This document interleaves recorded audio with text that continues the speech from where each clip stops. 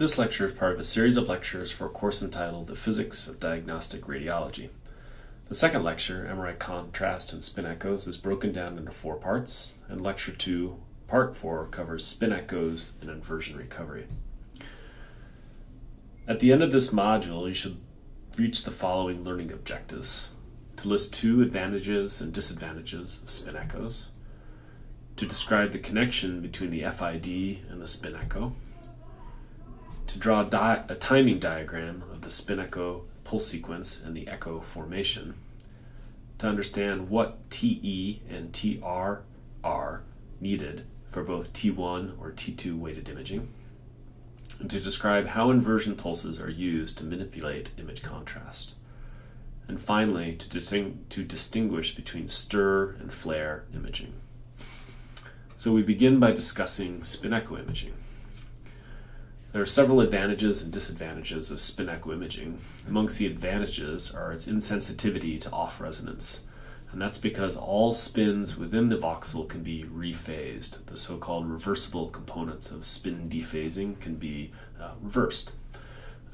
This includes sources of off resonance like B0 inhomogeneity, intravoxel chemical shift signal losses, and differences due to susceptibility, or signal losses due to susceptibility.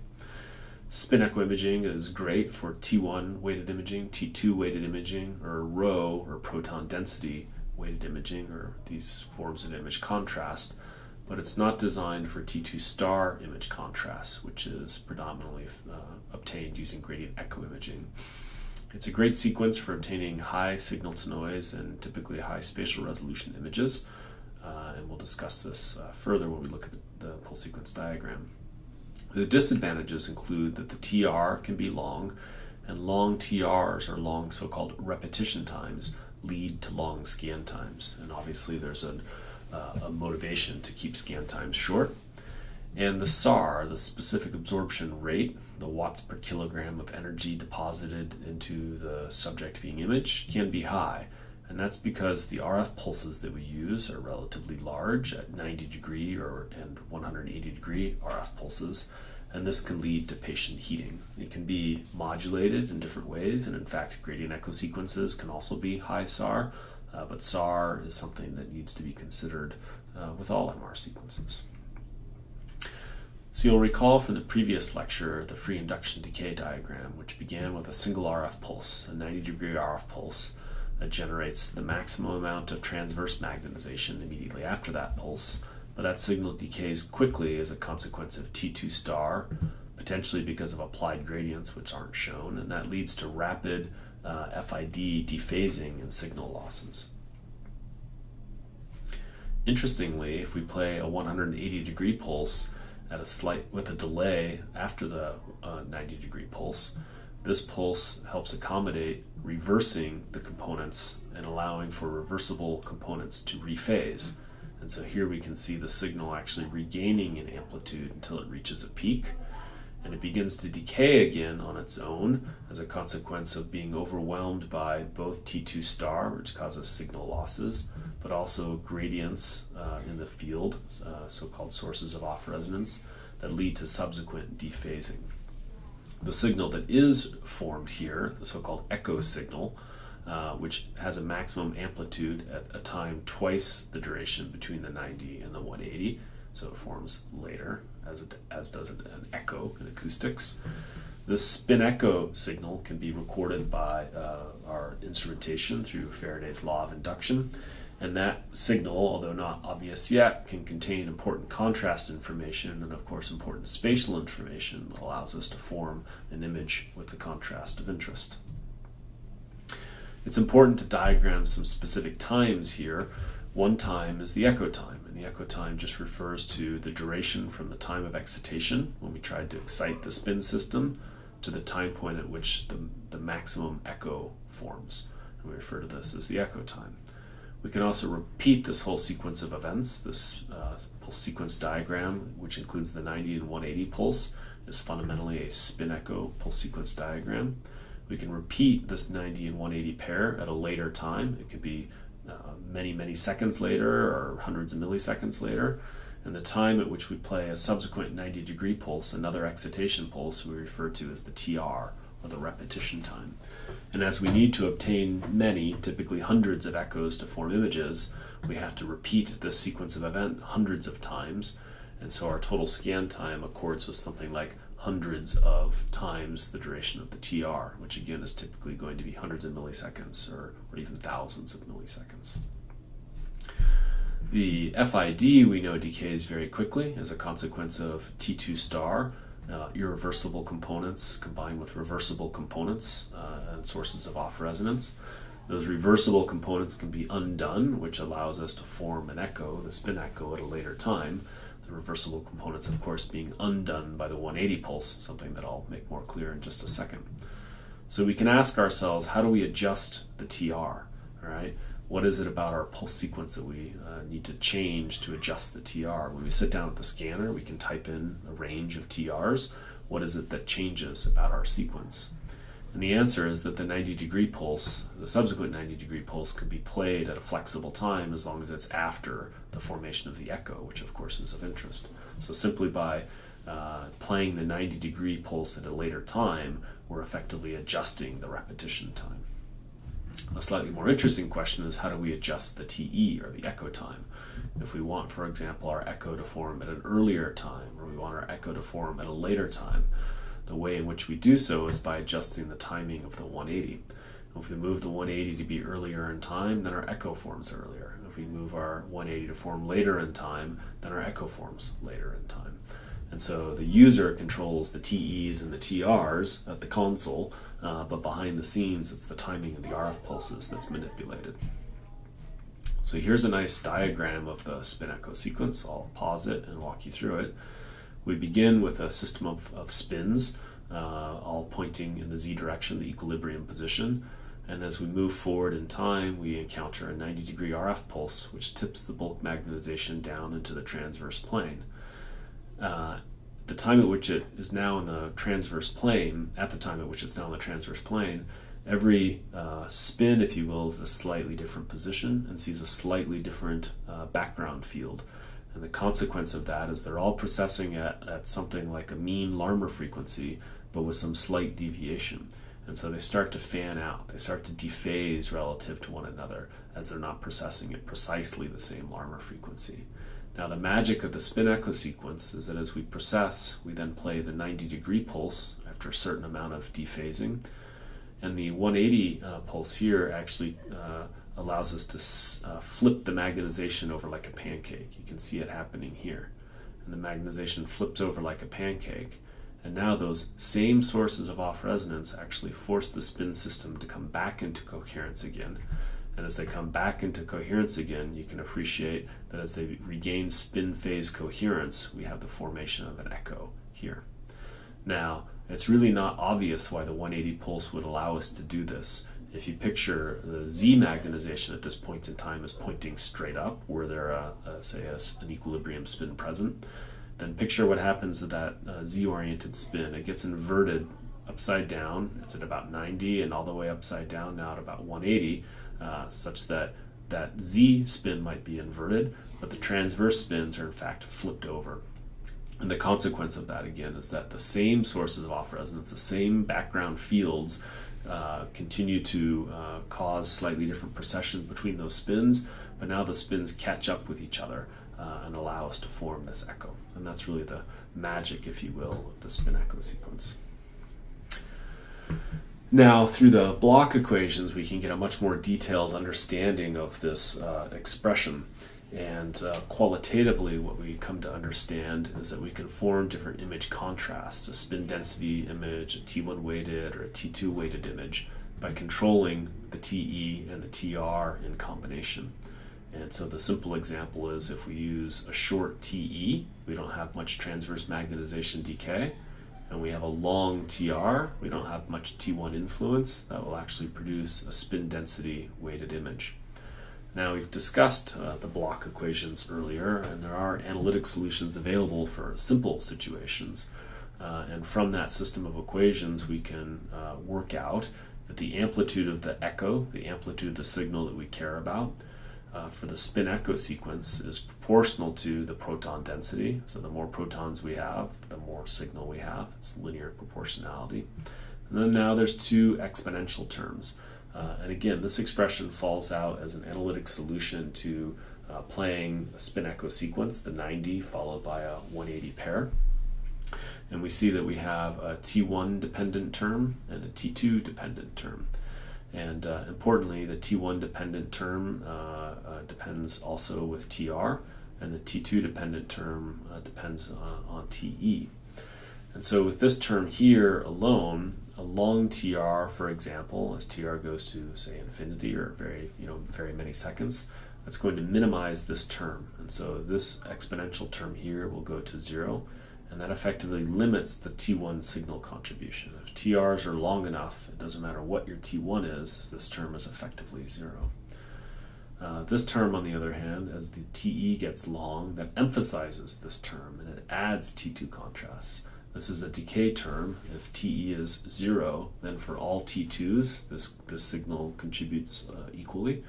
As TE gets longer, the signal contribution for different T2s is different, and long T2s will persist, while short T2s will decay very quickly. So you can work out why it is that this expression leads us to identify that a long TR combined with, for example, a short T1 can contribute and lead to T1 weighting, whereas a long TE for long T2s will give rise to long T2s being bright on a T2 weighted image. So in this example here, we can see qualitatively the difference image contrasts obtained by having short TEs or long TEs or short TRs or long TRs. So again, focusing here on the example of spin density weighted image, where we have a short TE and a long TR, we can see that the image contrast is relatively flat, and this looks like a proton weighted image. On the other hand, simply by, in this case, extending the TE, so we go from a short TE to a longer TE for a long TR, we can see that the image contrast changes considerably to be more T2 weighted. And then this bottom left-hand quarter here, where we have a short or intermediate TR and a short TE, we get T1 weighted image contrast, and we can see that the image contrast between all three of these is actually quite different. So this again is a similar spin echo pulse sequence diagram and animation that helps us understand the image contrast formation for the spin echo sequence. And so again, we begin with the 90-degree pulse and spins tipping into the transverse plane. We proceed forward during a period in which subtle changes in the field homogeneity cause spin dephasing. The spin dephasing can be rephased through the application of a 180-degree RF pulse. It flips everything over like a pancake. And then as we continue forward and the spins rephase, we can see that they come back into having spin phase coherence. Now, recall that we can change the timing of the 180 pulse, wherein the user may actually be changing their preference for the echo time. So as we pick later and later echo times, the echo amplitude will be lower and lower and lower and lower and lower and lower. And so we can choose echo times that are late enough such that the signal amplitude for particular tissue is quite dark. But remember, the envelope for this curve here depends on the tissue's T2. And so while this particular tissue is decaying quite rapidly, other tissues may in fact decay quite slowly, like CSF, for example. And therefore, as the signal is developing, the signal dropping quickly, some other signal dropping slowly, the contrast is developing between those two tissue types and gives rise to, say, heavily T2 weighted images. So here's the spin echo sequence and the consequence of what we were just discussing on the images themselves. So here we again see the 90 pulse, the 180 pulse, what we call the excitation pulse and the refocusing pulse. And when the 180 follows quickly after the 90, we can form an echo at the according echo time. And in this case, this might be done at 12 milliseconds. And we know we have a relatively long TR of 6.5 seconds. So the overall image contrast here is relatively flat, and that looks like proton density weighted imaging. We can delay the 180 and consequently delay the formation of the echo. and get increasingly more and more T2 weighted images, until finally towards the end here we can identify that predominantly what we see is bright signal where there's CSF and relatively low signals in other tissues. And we recall that long T2 is bright on a T2 weighted image. And a T2 weighted image typically accords with one with an intermediate or long TE. So we can mix this up a little bit through the application of an inversion pulse, and we can discuss the so-called inversion recovery spin echo pulse sequence.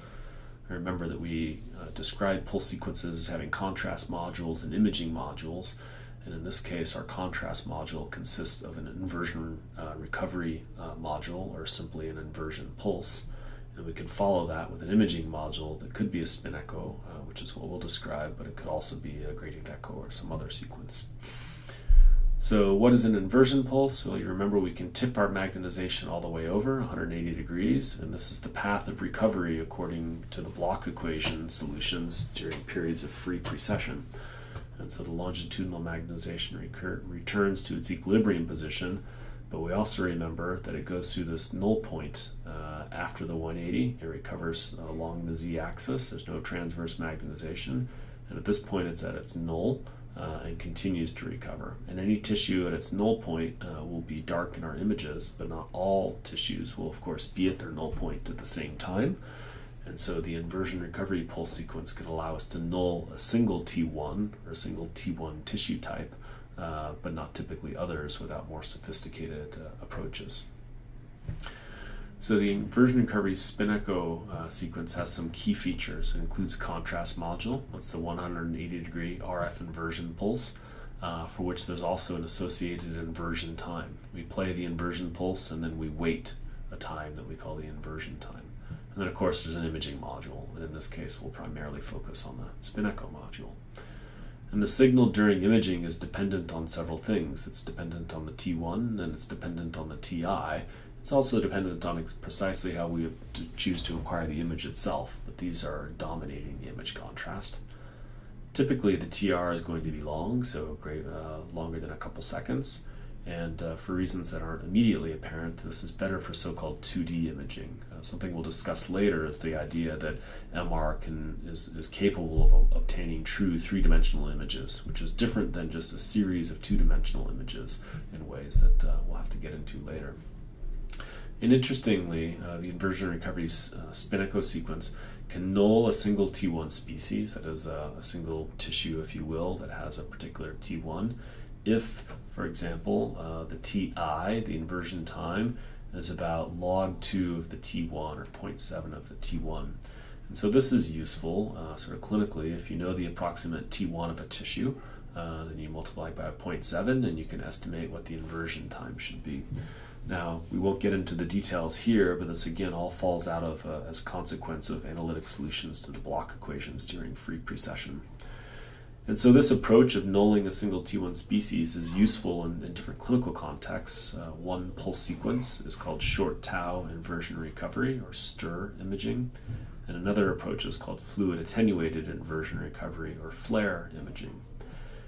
There's another possibility here. The inversion recovery spin echo sequence can be used for quantitative T1 mapping, wherein you might want to measure or map the T1s at different tissues. And as MR becomes an increasingly quantitative imaging modality, so-called mapping techniques are of a special interest right now. So we recall the T1 weighted MRI with the inversion recovery pulse. And so we recall seeing this diagram previously where the initial magnetization is inverted and all tissue types are equivalently inverted. And if we acquire an image at this particular time point, then the image overall looks quite flat in image contrast. But again, recalling that the MRI, typically what we report is magnitudes of the magnetization. So the recovery curves are actually the darker curves that are shown on top here. And this here reflects that white matter will hit a null point at an earlier time than, say, gray matter, both of which are at a quite a bit earlier time than, say, the CSF. And so we saw this diagram previously just as a way of demonstrating that after an inversion pulse, this is the inversion pulse, this is what the image contrast would look like. And we didn't really discuss this in the context of imaging, but we recognize that if the imaging were timed to certain time points in this recovery process, we could null, in this case, the white matter, or we could null, in this case, waiting long enough, we could null the CSF. So this was our first look at what that inversion recovery pulse sequence could do. And again, there are solutions, analytic solutions to special cases of the block equations, and this is the solution that we would obtain for the echo amplitude or the signal intensity, the pixel intensity in the inversion recovery pulse sequence. So again, proportional to the proton density, but depending on, as shown here, on the T1 of the underlying tissue and the TI, so a pulse sequence parameter and a tissue parameter, and also the TR that we choose and the T1. There's a slightly longer expression that would include a T2 star or a T2 term here as well. This is somewhat simplified for short echo times. And so here the inversion recovery signal depends on the inversion time, the repetition time, and tissue properties. Two things that we control as users and one thing that's tissue dependent. A consequence of this expression directly is that we can define or obtain that the null time, the TI null, is approximately equal to log 2 of the T1. And so again, this is something that's useful for estimating what TI to choose if we have a ballpark for the T1. And this again emphasizes that it's important to know some approximate T1s for tissues, so you might be able to target a TI for a particular pulse sequence. So how does this all come together as an inversion recovery spin echo pulse sequence? So to be a little bit more complete, we now show an inversion pulse at the beginning here. This is the contrast module. And these two RF pulses, the excitation and refocusing pulse, form the imaging module. And the image contrast is a combination, in this case, of the image of the inversion pulse and anything that's happening inside the echo. The spin echo RF pulses, which is to say the TE and ultimately the TR. So 3 timing parameters control image contrast in this sequence, and it largely depends on the T1 of the underlying tissue types. So if we choose a short TI, that is, we play the 180 degree pulse and we barely wait before playing the 90, and we also choose a short TE, which is to say we pack the 180 up against the 90, there's very little time for the inverted magnetization to recover, and there's very little time for the transverse magnetization to decay, and consequently we get a very proton density weighted imaging. And so a short TI coupled with a short TE and a long TR produces a proton density weighted image. Now we can keep the inversion pulse at the same time point, but move or advance the 90-180 pair to form an image at a later time. And we can see that with a longer inversion time, we draw out some T1 contrast between white matter and gray matter in particular. And we can push this out further, and at this point, the inversion pulse was played 500 milliseconds ago, and the consequence is that the white matter here looks very, very dark. It's going through its null point at this point in time. And we're able to get a heavily T1 weighted image here, extreme contrast between white matter and gray matter. We can push this out a little bit further, and at this point here, we've waited long enough such that the CSF is going through its null point, and the white matter and gray matter have good contrast between them, and the CSF is relatively null or dark. And we actually refer to this as a FLAIR sequence, so a really long TIs can null the CSF, and we have a fluid, FL fluid, attenuated inversion recovery sequence. Fluids typically have long T1s and are nulled with long inversion times. So quickly then we can just look at 2 clinical sequences, what we call the short tau inversion recovery sequence. Short tau just means short inversion times. This is a T1 weighted sequence. It could be T2 weighted, and it helps us null fat. Oftentimes we want the fat signal to be suppressed in MR images because fat's typically benign.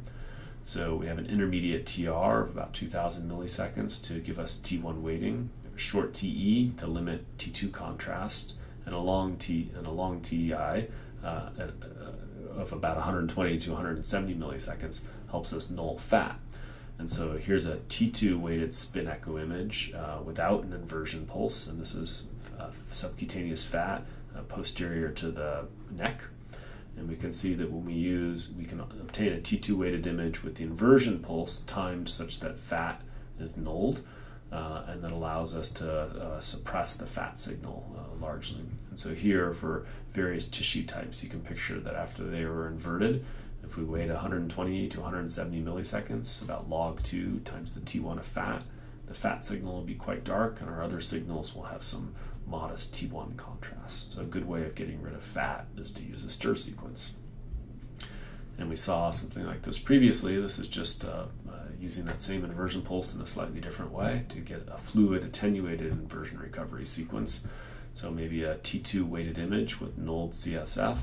So to do so, we need a long TR, which limits T1 weighting. We need a long TE to emphasize T2 weighting, and a long T1 to null the CSF. And so again, imagine inverting all those components of magnetization, all those compartments, if you will. And if we wait long enough after the inversion pulse, the long T1 species will be dark and won't be apparent in our image. And so here again, we see an axial T2 weighted spin-out image with no inversion pulse, and the CSF, of course, is quite bright. Whereas on the right-hand side, we have an plain inversion pulse, weight on the order of a couple seconds, and that will allow the CSF to be quite dark. So the FLAIR sequence attenuates, in this case, the CSF and can improve lesion conspicuity. So there may be a lesion near the CSF, or that could be otherwise confused with CSF, but we can push back the signal for fluids, and fluids can be relatively benign. So it helps give conspicuity for lesions, for example. Okay, thank you. That concludes this lecture.